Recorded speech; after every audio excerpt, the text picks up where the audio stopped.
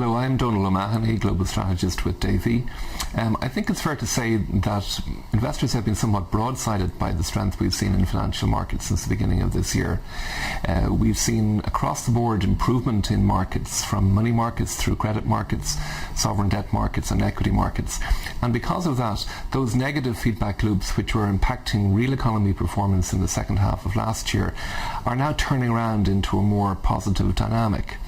And I think the major catalyst behind this transformation is the actions of the European Central Bank. The refinancing actions, which are aggressive, the 3-year LTRO procedures in December and again in February, are effectively a form of QE, de facto expansion of the ECB's balance sheet. And the objective of this is to effectively float all boats with a rising tide of liquidity that will for sure remove any refinancing concerns for the banks, but at the same time, more likely than not, remove the refinancing concerns for sovereigns too.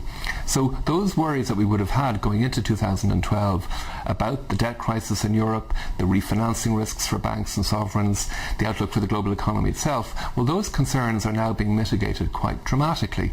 And yet the volumes we're seeing in financial markets so far this year have been quite modest. So I think the inference from that is that investors, by and large, are slow to remove their bearish disposition.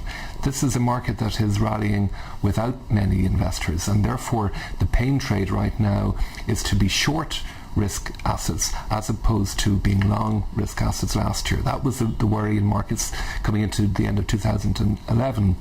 But that worry has been turned on its head so far this year. We think this pain trade of being short risk assets will probably endure for some time.